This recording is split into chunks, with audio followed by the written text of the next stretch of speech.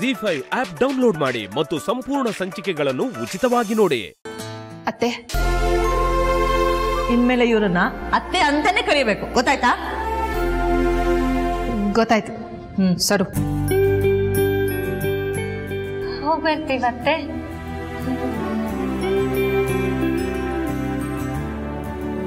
ಲಕ್ಷ್ಮಿ, ಇವ್ರು ನಿಜವಾಗ್ಲೂ ಮನಸ್ಸಲ್ಲಿ ಇದೇ ರೀತಿ ಪ್ರೀತಿ ಇಟ್ಕೊಂಡ್ರೆ ಈ ಮನೆ ಎಷ್ಟು ಚೆನ್ನಾಗಿರುತ್ತೆ ಅಲ್ವಾ?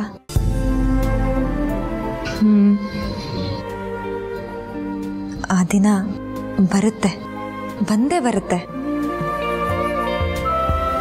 ಲೀಲಾ, ದೇವ್ರ ಸಾಕ್ಷಿಯಾಗಿ ಹೇಳ್ತಾ ಇದ್ದೀನಿ, ಅಂಗೈಯಲ್ಲೇ ಮಾಣಿಕ್ಯ ಇದ್ರು ಅದು ಮಾಣಿಕ್ಯ ಅಂತ ತಿಳ್ಕೊಳ್ಳೋಕ್ಕೆ ತುಂಬ ಟೈಮ್ ತೊಗೊಂಡೆ. ಈಗ ನನಗೆಲ್ಲ ಗೊತ್ತಾಗಿದೆ. ನನ್ನನ್ನೇ ನಾನು ಮರೆಯೋಷ್ಟು ನಿನ್ನನ್ನು ಪ್ರೀತಿಸ್ತಾ ಇದ್ದೀನಿ. ಆವತ್ತು ನೀನು ನನ್ನ ಪ್ರಪಂಚದಲ್ಲಿ ಕಾಲಿಡೋದಕ್ಕೆ ಪರ್ಮಿಷನ್ ಕೇಳಿದೆ. ನಾನು ನಿಮ್ಮನ್ನು ತುಂಬ ಪ್ರೀತಿ ಮಾಡ್ತಾ ಇದ್ದೀನಿ.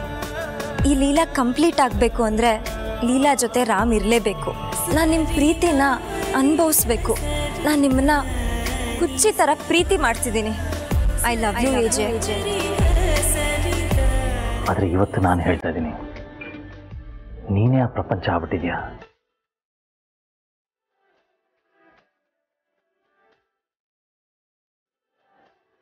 ಇಲ್ಲ, ನಾನಿರಲಿ ಇಲ್ಲದೆ ಇರಲಿ, ನೀನಿರೋವರೆಗೂ ನಾನು ನಿನ್ನನ್ನು ಚೆನ್ನಾಗಿ ನೋಡ್ಕೋತೀನಿ. ನನ್ನ ಪ್ರೀತಿನ ಒಪ್ಕೊಂಡು ನನಗೆ ಗಂಡನ ಸ್ಥಾನ ಕೊಡ್ತೀಯ.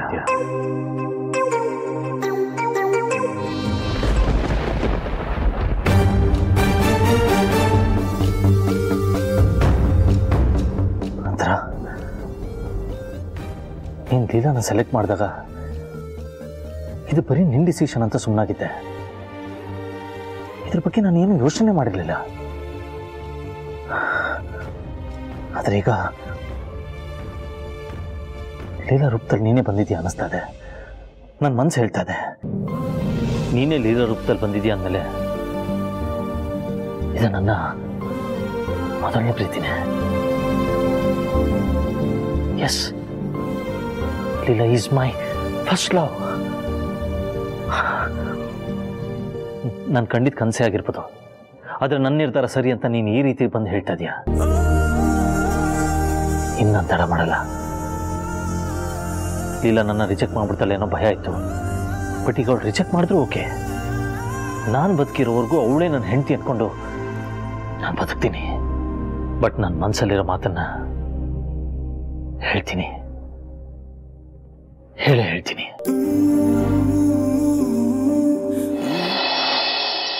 ಮೇಡಮ್, ಎಲ್ಲಿವರೆಗೂ ಬಂತು ರಾಮ್ ಲೀಲಾ ಲವ್ ಸ್ಟೋರಿ?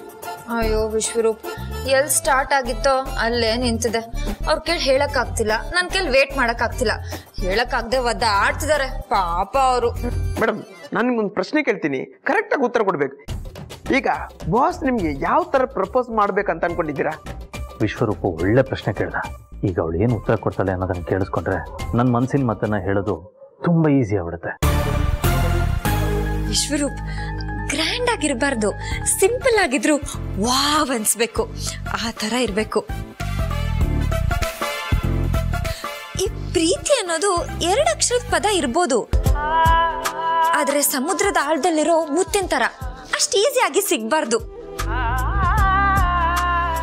ಅದನ್ನ ಪಡ್ಕೊಳ್ಳೋಕೆ ಸಾಹಸನೆ ಮಾಡ್ಬೇಕು. ಏಜೆ ನನ್ನ ಸಿನಿಮ್ಯಾಟಿಕ್ ಆಗಿ ಪ್ರಪೋಸ್ ಮಾಡ್ಬೇಕು. ಅಂದ್ರೆ ಸಿನಿಮಾ ಸ್ಟೈಲಲ್ಲಿ ನಿಮ್ಗೆ ಪ್ರಪೋಸ್ ಮಾಡ್ಬೇಕಂತ ಅನ್ಕೊಂಡಿದ್ದೀರಾ? ಕರೆಕ್ಟ್, ಸಿನಿಮಾ ತರಾನೇ, ಆದ್ರೆ ಸಣ್ಣ ಟ್ವಿಸ್ಟ್. ಏನು?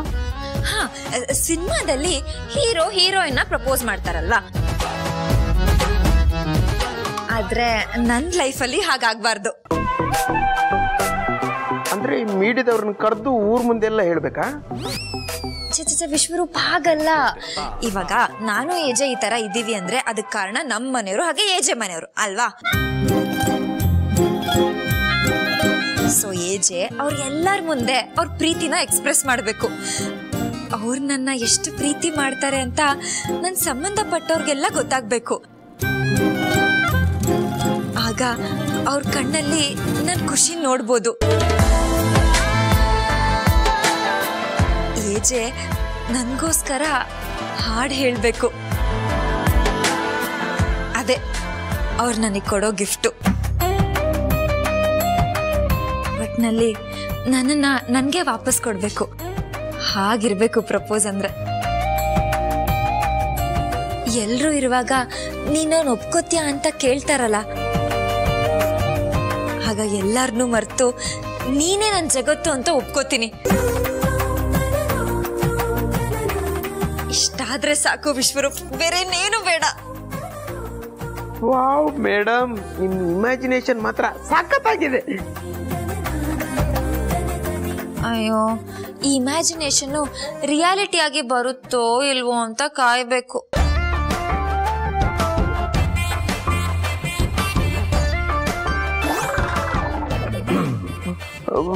ಬಾಸ್ ಯಾವಾಗ ಬಂದ್ರಿ?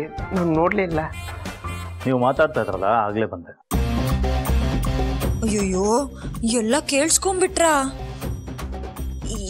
ಏನೂ ಇಲ್ಲ ರೀ, ಅದು ವಿಶ್ವರೂಪು ಒಂದು ಸಿನಿಮಾದಲ್ಲಿ ಹೀರೋ ಹೀರೋಯಿನ್ನ ಹೇಗೆ ಪ್ರಪೋಸ್ ಮಾಡ್ತಾರೆ ಅಂತ ಕೇಳ್ತಾ ಇದ್ರು.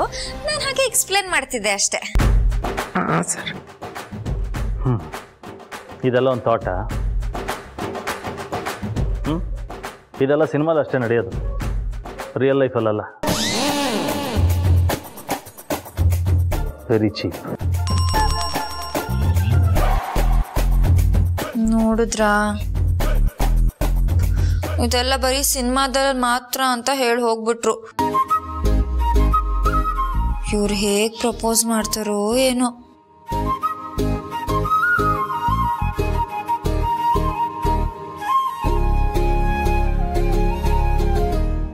ZEE5 ಆಪ್ ಡೌನ್ಲೋಡ್ ಮಾಡಿ ಎಲ್ಲಾ ಸಂಚಿಕೆಗಳನ್ನು ಸಂಪೂರ್ಣ ಉಚಿತವಾಗಿ ನೋಡಿ.